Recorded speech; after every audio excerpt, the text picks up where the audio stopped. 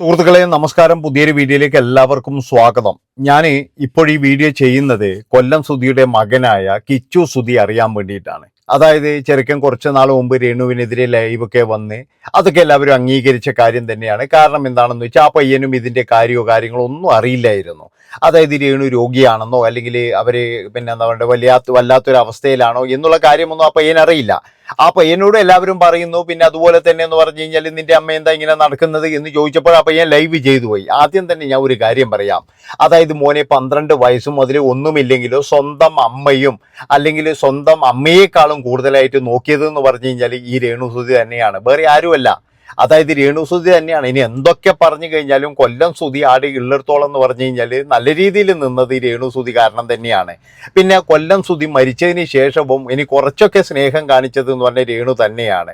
അല്ലാന്ന് ഒരിക്കലും പറയാൻ പാടില്ല. കാരണം എന്താണെന്ന് വെച്ച് കഴിഞ്ഞാൽ നിന്റെ അച്ഛൻ ഇനി കളവ് പറഞ്ഞതാണോ എന്ന് നമുക്കറിയില്ല. അതാ നിന്റെ ചെറുപ്പകാലത്തെ ഈ അച്ഛമ്മയോ അല്ലെങ്കിൽ സഹോദരങ്ങളോ അല്ലെങ്കിൽ മറ്റുള്ളവരോ ഒരാൾ പോലും ഉണ്ടായിട്ടില്ല എന്നാണ് നിന്റെ അച്ഛൻ പല അഭിമുഖങ്ങളിലും പറഞ്ഞത്. അതുപോലെ തന്നെ എന്ന് പറഞ്ഞു കഴിഞ്ഞാൽ നിന്നെ കൃത്യമായിട്ട് പരിപാലിച്ചത്, നിന്നെ നോക്കിയത് എന്ന് പറഞ്ഞു കഴിഞ്ഞാൽ, നീ ഒരു അമ്മയുടെ സ്നേഹം അനുഭവിച്ചത് എന്ന് പറഞ്ഞു കഴിഞ്ഞാൽ അത് രേണു സുധിയുടെ വീട്ടിൽ നിന്നാണെന്നാണ് പറയുന്നത്. ഇപ്പോഴും അച്ഛമ്മയുണ്ട്, എല്ലാവരും ഉണ്ട്. അത് മാത്രവുമല്ല, ഇതിന് മുന്നേയും അച്ഛമ്മയുടെ വീട്ടിൽ പോയി നിന്നിട്ടുണ്ട്. എല്ലാം അറിയാമെങ്കിലും കാര്യം പറയുമ്പോഴേ എന്താ വെച്ചാൽ കൊഞ്ഞനെ കുത്തരുത്. കാരണം എന്താണെന്ന് വെച്ചാൽ ഇപ്പോഴും നീ അങ്ങോട്ട് പോയിട്ടില്ല, അല്ലെങ്കിൽ അവരെ തിരിഞ്ഞു നോക്കിയിട്ടില്ല, വിളിച്ചിട്ടില്ല എന്നൊക്കെ പറഞ്ഞിട്ട് ഒരുപാട് വീഡിയോസ് കണ്ടു. അതുകൊണ്ടാണ് ഞാൻ പറയുന്നത്, നീ നാളെ തന്നെ എന്ന് പറഞ്ഞ് അവരെ വിളിക്കണം. അവരെ വിളിച്ചിട്ട് എന്ന് പറഞ്ഞു കഴിഞ്ഞാൽ സമാധാനിപ്പിക്കണം, അവരോട് പറയണം. കാരണം എന്താണെന്ന് വെച്ച് കഴിഞ്ഞാൽ നിന്റെ അനുജന് നീ ഉണ്ട് എന്ന് പറയണം. അതാണ് വേണ്ടത്. അല്ലാതെ എന്ന് പറഞ്ഞു കഴിഞ്ഞാൽ ഇതുപോലെ എന്താ പറയേണ്ടത്, അയ്യോ വിളിക്കുന്നില്ല, എന്തിനാണ് ഈഗോ വെച്ചിരിക്കുന്നത്? ഒന്നുമില്ലെങ്കിൽ എന്ന് പറഞ്ഞു കഴിഞ്ഞാൽ ഒരു ദിവസമെങ്കിലും സ്നേഹത്തോടു കൂടി ചോറ് തന്നിട്ടുണ്ടാവുമല്ലോ, ഒരു ദിവസമെങ്കിലും ചോറ് തന്നിട്ടുണ്ടാവില്ലേ? അതുപോലെ തന്നെ എന്ന് പറഞ്ഞു കഴിഞ്ഞാൽ ഒരു നിമിഷമെങ്കിലും നീ അമ്മയെ എന്ന് വിളിച്ചിട്ടുണ്ടാവില്ലേ? ആ ഒരു സ്നേഹം കൊണ്ടെങ്കിലും എത്രയും പെട്ടെന്ന് തന്നെ പോയിട്ട് രേണു സുധിയെ കാണണം എന്നാണ് എനിക്ക് പറയാനുള്ളത്. അല്ലെങ്കിൽ എന്ന് പറഞ്ഞു കഴിഞ്ഞാൽ ഒരുപാട് കാലം നീ ദുഃഖിച്ചുകൊണ്ടിരിക്കും. ഇപ്പോഴും നിന്റെ ചുറ്റിലെന്ന് പറഞ്ഞു കഴിഞ്ഞാൽ പറയാനും, അതായത് പോകണ്ടടാ അവരെന്തെങ്കിലും ചെയ്യട്ടെ എന്നൊക്കെ പറയാനൊക്കെ ഒരുപാട് ആൾക്കാരുണ്ടാകും. പക്ഷെ ഒരു കാര്യം ഞാൻ പറയാം, അതായത് പ്രശ്നമില്ലാത്ത കുടുംബങ്ങളില്ല. ഇനി എന്തൊക്കെ പ്രശ്നമുണ്ടെങ്കിലും ശരി, നീ അമ്മ എന്ന് വിളിച്ചതാണ്, അതുപോലെ തന്നെ നിന്നെ സ്നേഹിച്ചതാണ്. അതുകൊണ്ട് കൃത്യമായിട്ട് നീ അവരെ പോയിട്ട് കാണണം, അന്വേഷിക്കണം, അവരുടെ കൂടെ നിൽക്കണം. അതാണ് വേണ്ടത്.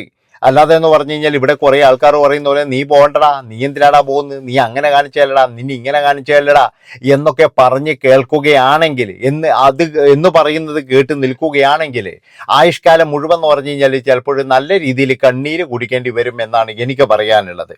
അതുകൊണ്ടാണ് ഞാൻ പറയുന്നത്, നമ്മൾക്കൊന്നും നഷ്ടപ്പെടാനോ അല്ലെങ്കിൽ ഒന്നുമില്ല. നമ്മൾ ഈ വെറുപ്പും വൈരാഗ്യമൊക്കെ എന്ന് പറഞ്ഞു കഴിഞ്ഞാൽ മാറ്റി വെച്ചുകൊണ്ട് രോഗം വന്നു കഴിഞ്ഞാൽ എന്ത് വെറുപ്പടോ? അതാണ് എനിക്ക് ചോദിക്കാനുള്ളത്. അതായത് ഒരാൾ ഒരു രോഗം വന്ന് കിടക്കുമ്പോഴും എന്ത് വെറുപ്പ് പിടിച്ചിട്ട് വന്നാ വേണ്ടത്? ഇനി എന്തോന്ന് ഇതായിട്ട് വന്നാ വേണ്ടത്? അതുവരെയുള്ള കാര്യങ്ങളൊക്കെ വിട്ടുകളാ.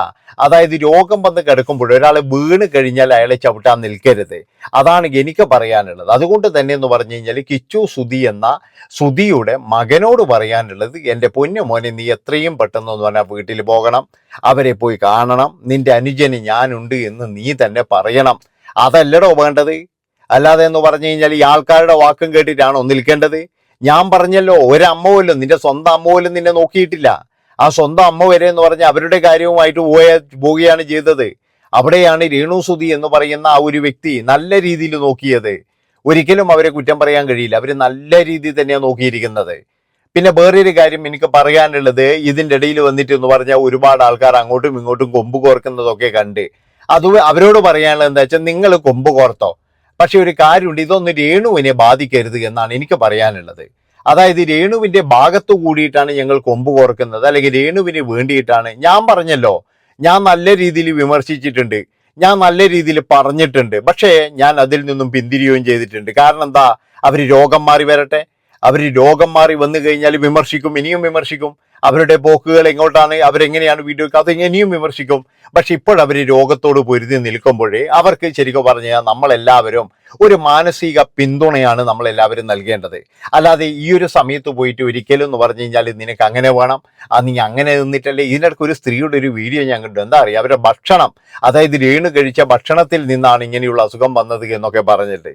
എന്തൊരു വിഡിത്തമായ കാര്യമാണ്. നിങ്ങളൊന്ന് ആലോചിച്ച് നോക്ക്. എന്തെങ്കിലും പറയണം അല്ലെങ്കിൽ എങ്ങനെയെങ്കിലും വീഡിയോ ഓടണം എന്ന് കരുതിയിട്ട് ഇങ്ങനെയാണോ പറയേണ്ടത്? ഭക്ഷണം കൊണ്ടാണ് അവരുടെ രേണു കഴിച്ച ഭക്ഷണം ബില്ല തമ്മിലൈൻ എഴുതിയിരിക്കുക. ആലോചിച്ച് നോക്കണം എന്ത് വൃത്തികെട്ട പരിപാടിയാണെന്ന്. അപ്പൊ അതൊക്കെ എന്ന് പറഞ്ഞ ഒരു സ്ത്രീയുടെ ചാനലിലാണ് വന്നിരിക്കുന്നത്. അപ്പോ പിന്നെന്നാ എന്ത് നാവില എന്നാ മനസ്സിൽ എന്തോ തൊട്ടു നില മറ്റിലൊരു ചാനലായിരുന്നു. അവരെ ഭക്ഷണം കൊണ്ട് ഇവിടെ മനുഷ്യന്മാർ എന്തൊക്കെ ഭക്ഷണം കഴിക്കുന്നുണ്ട്. ഒരുപാട് ഭക്ഷണം, പലതരത്തിലുള്ള ഭക്ഷണങ്ങൾ ആൾക്കാർ കഴിക്കുന്നില്ലേ. അതൊക്കെ എന്ന് പറഞ്ഞ് അയ്യോ നാളെ ക്യാൻസർ വരുമോ, നാളെ ക്യാൻസർ എന്ന് വിചാരിച്ചിട്ടാണോ ആരും കഴിക്കുന്നത്?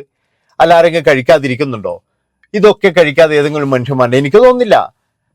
അതായത് എല്ലാ തരത്തിലുള്ള ഫുഡും കഴിക്കുന്നവരാണ് മലയാളികൾ. അതിലെന്ന് പറഞ്ഞു കഴിഞ്ഞാൽ അയ്യോ മലയാളികൾ ഇത് കഴിക്കത്തില്ല അത് കഴിക്കത്തില്ല, ഭക്ഷണത്തിലൂടെയാണ്. ഏതായാലും രേണുസുധിയുടെ അസുഖം നമുക്ക് എല്ലാവർക്കും മനസ്സിലായി. അവര് പഴയ ആ ഊർജ്ജത്തോട് കൂടിയിട്ട് തിരിച്ചു വരട്ടെ. കാരണം ഇത്രയും നാൾ അവർ ആ പാവം കഷ്ടപ്പെട്ടത് ശരിക്കും പറഞ്ഞാൽ ചികിത്സക്കുള്ള പൈസക്ക് വേണ്ടിയിട്ട് തന്നെയാണ്, അല്ലാതെ വേറെ എന്ന് പറഞ്ഞാൽ കുടുംബം നന്നാക്കാനോ അല്ലെങ്കിൽ വലിയ ബംഗ്ലാവ് കെട്ടാനോ ഒന്നും അല്ലാന്ന് നമുക്ക് എല്ലാവർക്കും മനസ്സിലായില്ലേ.